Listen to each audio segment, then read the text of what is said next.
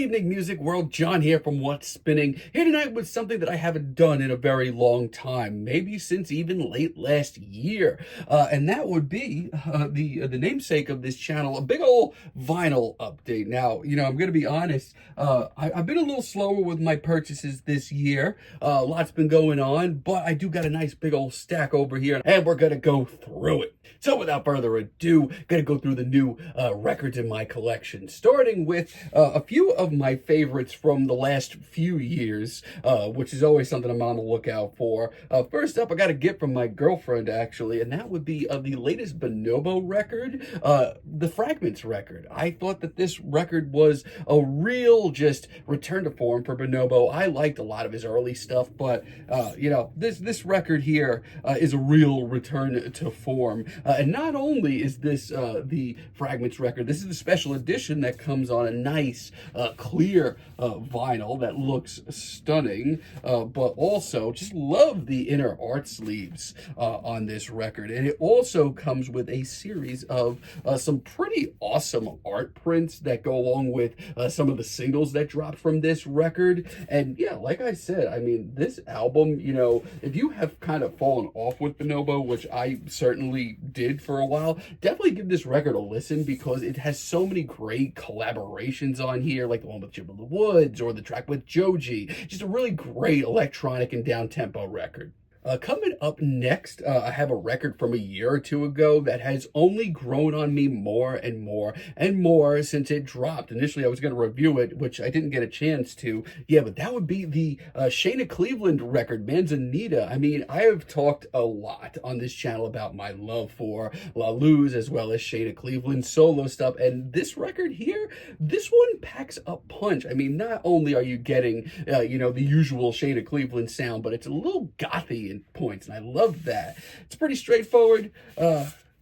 Pressing here, we got some pictures on the inside, we got a lyric sheet, and it's also a nice reddish orange vinyl, and this thing sounds absolutely incredible. If you're a fan of Shayna's work or the work of La Luz and want to hear her maybe get a little bit more spooky, but while absolutely remaining a folk album, give this a listen. Also, I was in the record store a few weeks ago, and I wasn't going in there looking for this, but I found it, and I hadn't seen it on vinyl at all, so I had to pick it up.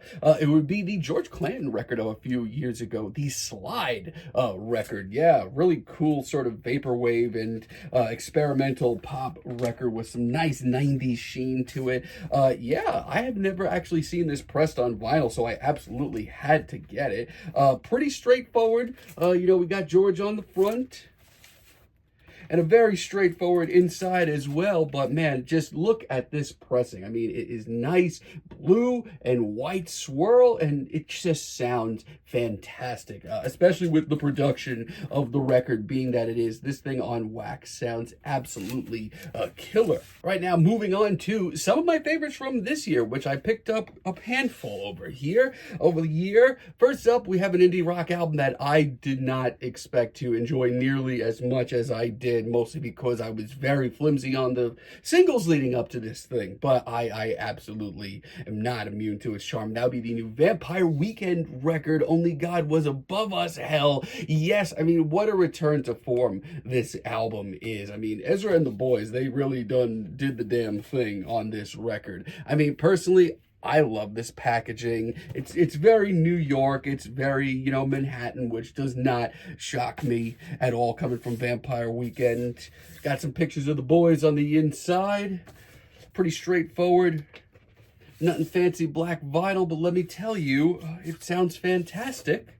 And not only that, not only did it come with the record and some really great inner art, but yeah, it also came with one of these bad boys, a gigantic poster and printout of the lyric sheet that is pretty damn big. I don't know if you can see this all in one shot, but yeah, this thing absolutely sounds incredible on vinyl, and I'm so happy to have it in my collection, and definitely will probably be very close to the top of my countdown for my favorite albums of the year.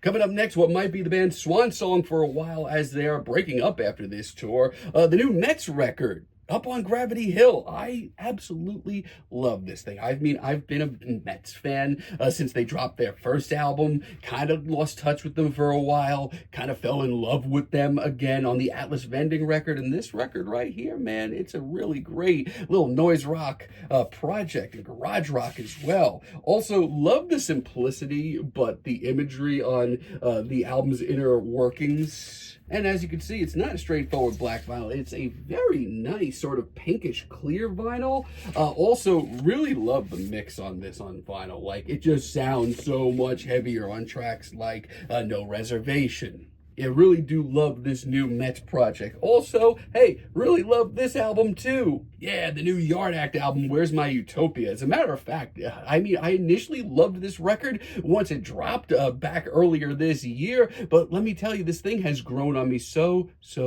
much. I mean, the band in general has grown on me a lot. I was very lukewarm on them in the beginning portion of their career, but the packaging on this thing doesn't look like much, but it's actually really nice. I've got a nice long lyric sheet that folds out with some pretty wild art as well that goes along with a lot of the feelings of this record, which are paranoia and a lot of other things in that realm. Not only that, we got some more nice artwork on the inside, as well as an old-fashioned straight black vinyl. But let me tell you, this thing, it packs a punch. It's got so many great tracks on here, like We Make Hits, Dream Job is on here, Petroleum as well. Definitely check it out if you haven't listened to the new Yard Act record. Up next, one of the nicest and most mature records of the year. It's really nice to see this band kind of coming into their own even further. It's the new MGMT record, Loss of Life.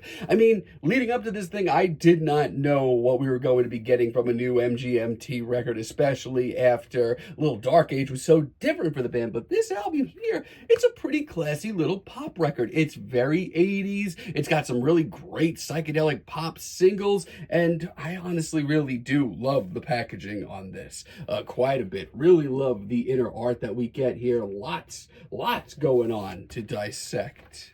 But yeah, this thing is just such a really classy record for the duo. Nothing fancy, straight black vinyl, and I was actually just spinning this the other day, and it sounds fantastic. Also, picked up, finally, in the This Year column, picked up the new Jessica Pratt here in the Pitch. Easily going to be one of my favorite records of the year, probably close to #1 as well. Kind of spoiler alert, but I'm rolling with it. This album freaking rules. I mean, in the singer-songwriter field right now, she is easily one of the most enchanting and interesting voices. This thing is pretty much as straightforward as it gets.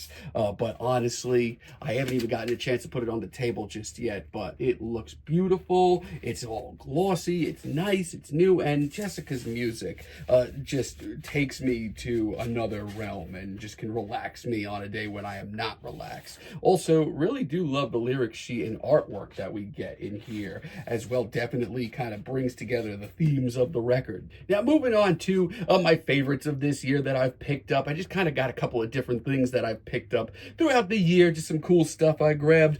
First up, want to give a big shout out to this nice little split single between two of the best bands doing it right now and two personal favorites of mine, White Reaper and Spiritual Cramp. They toured together earlier this year and they released this nice little split single. One side is the Shimmy track, which is actually a really great collab between the two.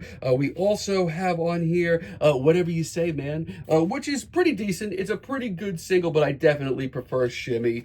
Straight black vinyl, nothing too crazy. It's kind of a blackish clear vinyl, nothing too crazy, but if you haven't listened to either one of these singles, definitely give them a listen because they're two of the more interesting sort of poppier punk acts right now, and I don't know, just having them come together on a couple of tracks is just really cool. Also, got a chance to pick up Brockhampton's Iridescence. This was another gift from my girlfriend. I mean, I've wanted this on vinyl since it dropped. It was honestly one of the first albums from Brockhampton that I really, truly loved. Was never a big trilogy guy, sorry, but this thing is wild and it sounds awesome on wax. I really just love their dedication to the artwork here on the inside. This thing has just so many great classic sad boy cuts. I love more R&B tinged tunes on here as well. It's a clear vinyl.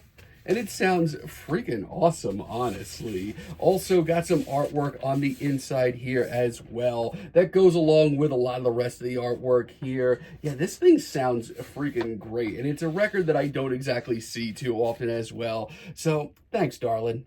Also super thrilled to have this one in my record. It's a classic from Beirut, Gulag Orchestra. I mean, this is like prime Beirut. I mean, in the early days, Zach Condon's voice absolutely melted my mind and just could warm my bones on any given day. And this record, it's just a straight classic. I love those first few records from Beirut. It's very straightforward. Black vinyl, you know the deal. But honestly, I just love having this on vinyl because there's such a rustic quality to those early albums. It just sounds so nice spinning on the turntable. I've also wanted this record, I feel like, for the last 10 years or since it dropped. It's been in my want list forever, but I finally found it at a really good price. It would be The World is a Beautiful Place and I Am No Longer Afraid to Die with Whenever, If Ever. This is an awesome album. It's also the 10th anniversary repressing, which I didn't even realize it was 10 years old at this point. But this thing, the packaging, the alternate art is absolutely beautiful. I really do love the inner sleeve as well. And not only that, but we do get a very nice kind of clear vinyl. If you're into modern emo and pop punk, I mean, this is a very game-changing record as far as I'm concerned. The closest thing to maybe a progressive emo record that I've ever heard. Another very important one for me, one of my all-time favorite records of any genre, Deerhunter's Halcyon Digest, baby. This thing, I mean, it's an album that I've talked at length about for so many years. I mean, I've never even been the biggest Deerhunter fan, but this record especially just changed my damn life and the way I listen to indie rock. It's pretty straightforward pressing. Love the classic artwork. Love the inner sleeve and the lyric sheet as well. And on top of that, we have a nice, clear, pasty white vinyl. Haven't gotten a chance to spin this bad boy yet. I just picked it up last week, honestly. But, you know, it looks great, and it's one of my favorite all-time records. I'm just so happy to have this in the collection. I also grabbed this in the bargain bin at my record store for like $6. It would be the debut album from Cloud Nothings. I mean, I'm a pretty big Dylan Baldi fan.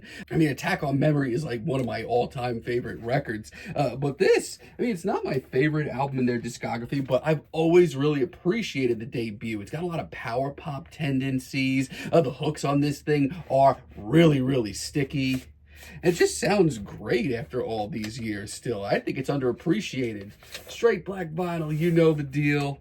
And it just still, you know, really adds up for me because, you know, there was a pop sensibility to the early days of Cloud Nothings, and it really does shine here. And finally, an album that I've wanted in my collection since I was probably 14 years old, maybe, yeah, about 20 years ago, and that would be Francis the Mute from the Mars Volta, one of this generation's greatest progressive rock records, and my favorite album from the Mars Volta, and one of my all-time favorite albums. And let me tell you, this thing did cost a pretty penny, but, you know, it is absolutely loaded. It is 3 discs of music. It is an awesome inner sleeve that has the Widow single on the inside, if I'm not mistaken. As far as the records go, let's take them out and take a look.